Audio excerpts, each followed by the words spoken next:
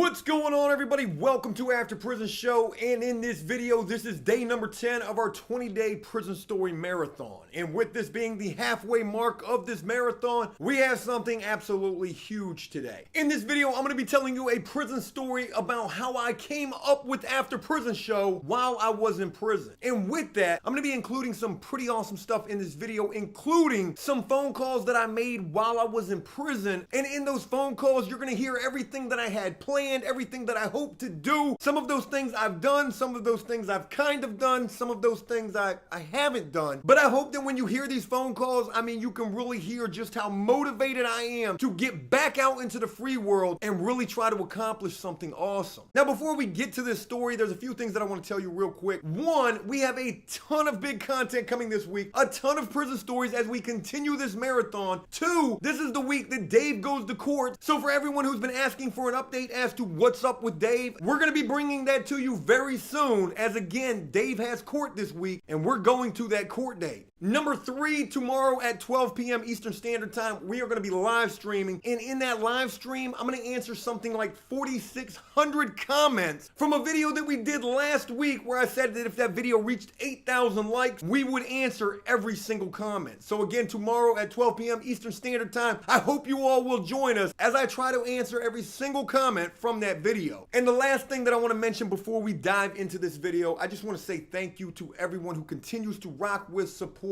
and love After Prison Show. It means the absolute world to me to have all of your continued support as we strive here to create the best, most real content here on YouTube. And if you do rock with After Prison Show, then please show your love and support for this channel and this video by smashing that like button. Let's see if we can reach 4,000 likes on this video to continue to show YouTube and the rest of the world that it's real content, and especially these prison stories, that people really enjoy. With all of that being mentioned, and I know it was a lot, what do you say we just go ahead and dive head first into day number 10 of this 20-day prison story marathon. Hey, what's up, everyone? Hey, have I ever mentioned how stressful being in prison can be? I mean, you might not think it is, but this place really sucks, especially with everything that's been going on lately, and me trying to keep my head above water in the midst of all that. Friends dying, which has me feeling like I might not even stand a chance out there. Plus, everyone around me seems depressed beyond hope. I mean, like sitting around with their head in their hands tight depressed. You know what? That shit is kind of depressing. So what you just heard right there is the first of 3 phone calls that I'm going to be playing for you throughout this video. And where these phone calls originated from was the very last prison that I was at, and I probably had something like about a year left to serve when these phone calls were actually recorded. And the person who recorded these phone calls was actually my prison girlfriend. I actually have an interview with her coming up very soon. You guys are going to get to hear everything she's got to say about what I was actually like to deal with while I was in prison. But it was her who recorded these phone calls because I had asked her to. And the reason for these recorded prison phone calls was because during this time I had a blog. This blog was called Joe Rights His Wrongs. This was something that I created while I was in prison. And it was during this time that we were trying to do a crowdfunding campaign to raise funds. And the reason we were doing this crowdfunding thing was because I was trying to raise money so that we could help advertise this blog and reach more people. And I thought we could use like Facebook or Twitter or whatever you could use to buy some advertising on. I thought that if we did that, that would help us reach a larger audience with everything that I was doing with this blog while in prison.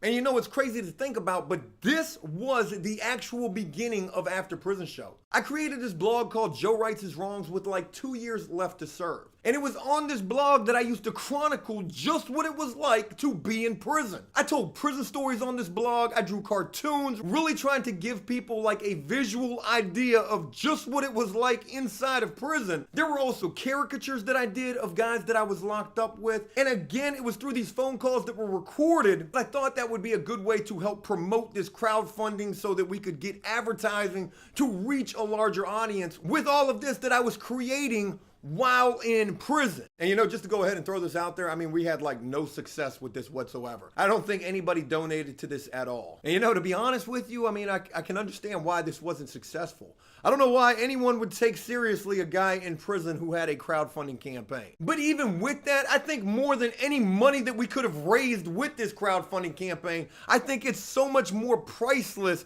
just having these phone calls that were recorded from when I was in prison talking about these these things that I'm talking about in these phone calls, about wanting to come home, about wanting to do so much good, everything that I got planned, how determined I sound, how motivated and pumped up I sound just to get back out here into the free world, I don't think any amount of money could compare to just being able to have those phone calls now. So there's a lot I've got planned for the future of Joe Writes Is Wrong, all of which I hope to put into motion after I'm released, which, by the way, is scheduled for later this year.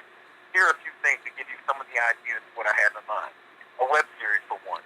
It's going to start with my release transition back into society, and it's going to be chronicled from the moment I walk out of the gate. See, there's really a lot we can do with something like this. Also, I'd like to spawn an organization for Joe Writes Is Wrong to help at-risk youth. Maybe do some sort of mentoring program. They could learn from my mistakes. Along with something like this, I also want to help ex-cons coming home put together a plan to help them succeed out there in society. I'd also like to do volunteer work in the local community where I'll be living, maybe like painting murals at the Children's Hospital or something like the SPCA.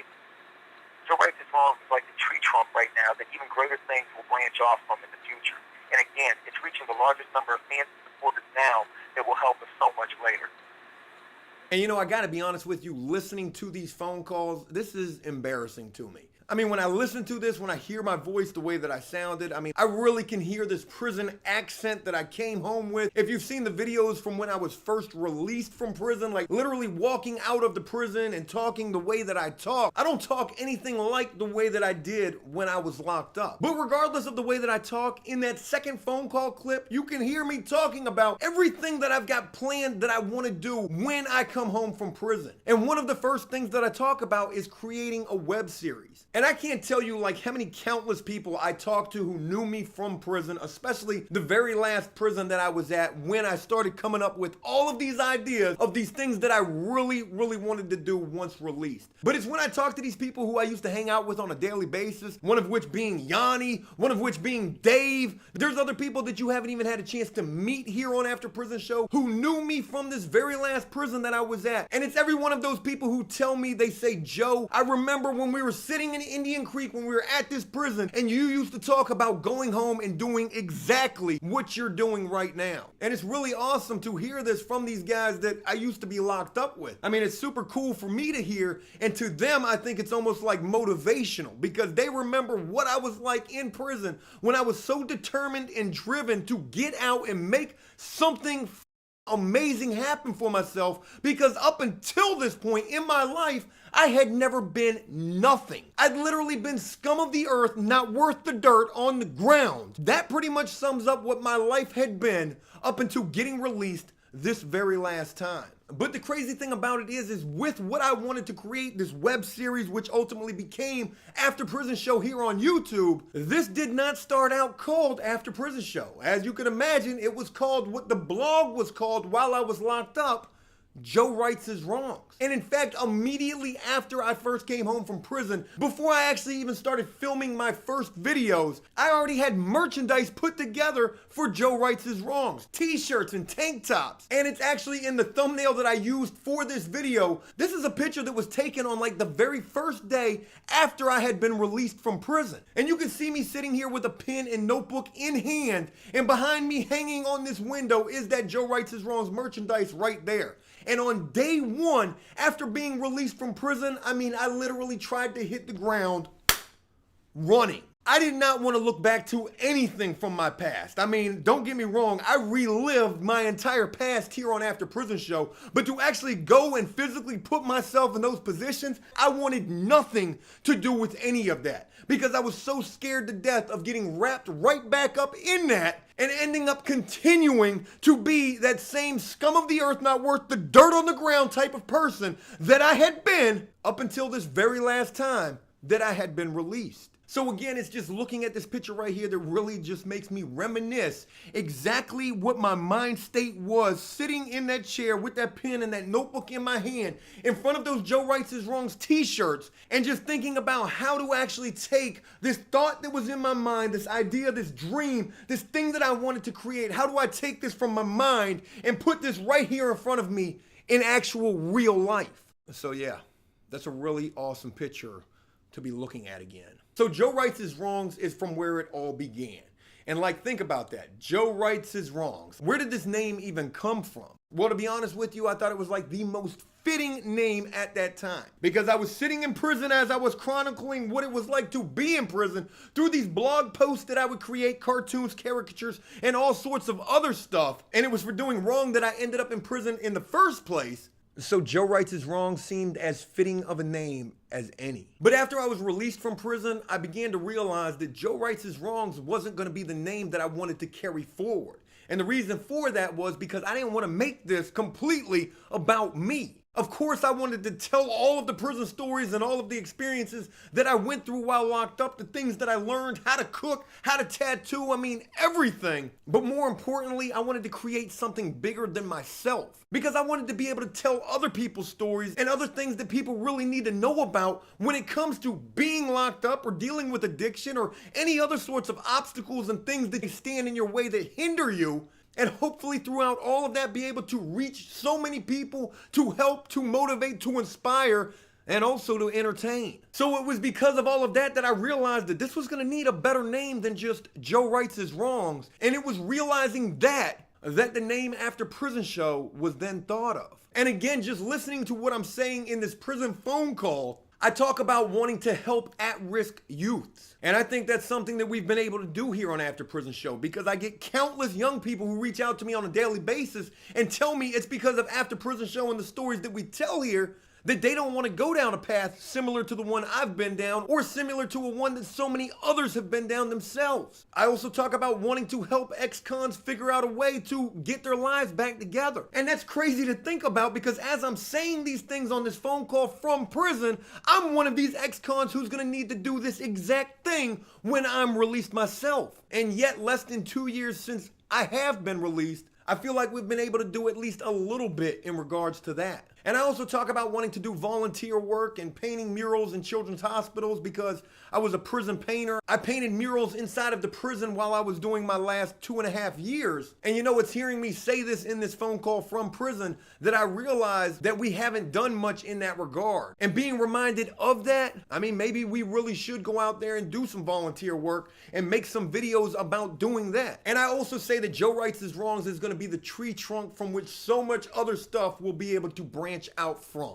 And you know, thinking about those words that I said probably something like almost 3 years ago, thinking back to when I was sitting at that prison phone, having that prison girlfriend of mine recording this phone call for a crowdfunding campaign to raise funds to try to advertise a prison blog. But thinking back to my mind state then with Joe Writes His Wrongs and saying that that would be the tree trunk from which so much other stuff would grow from, you know, I truly feel like I nailed that right on the head. It was from a blog that I created while in prison that I knew I wanted to do so much more than just what I was doing right then.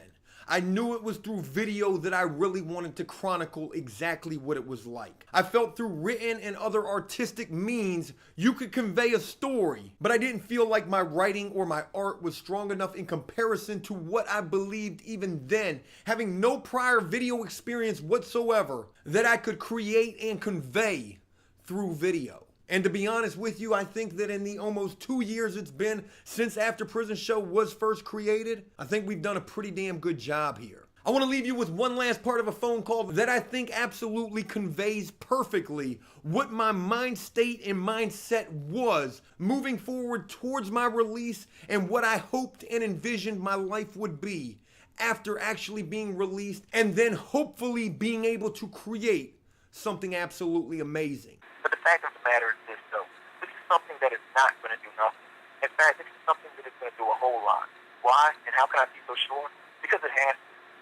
When you boil it all down, this is my life that Joe Writes His Wrongs. And it's my life's greatest chance to accomplish that I fought tooth and nail to achieve throughout these 6+ years I've been in prison. This is not just some run-of-the-mill, here today, gone tomorrow blog we're talking about here. This is my life, and quite possibly my one and final chance to make something of it. Do you think I'm going to let that just not do anything? See, all of that is also something that separates me so far from all the others out there, because I'm not just doing this because I want to. I'm doing this because I have to, because this is it for me. My life's work is in all that I put into Joe Writes His Wrongs. So there's no other choice but for me to make it at this point. You know, I hope it's that with you guys hearing these phone calls that are probably from like about 3 years ago, maybe even longer than that really motivate and inspire all of you as well. Because just listen to how I sounded, even sitting in prison with virtually nothing at all, no freedom, no nothing, confined inside of a prison, and how motivated and determined I still was even then. I hope this serves as some sort of an example that no matter what you're faced with, what you go through in life, and no matter where you're at in life, so long as you never give up and never lose hope in yourself and in what you have the ability to achieve, so long as you believe in yourself, you could truly make anything happen. Hey, look, that's it. I hope you enjoyed this video, and if you did so, please leave a like and a comment letting me know exactly what you thought about it. As always, until next time, enjoy life, the free world, never take a moment for granted, and make the most of every day.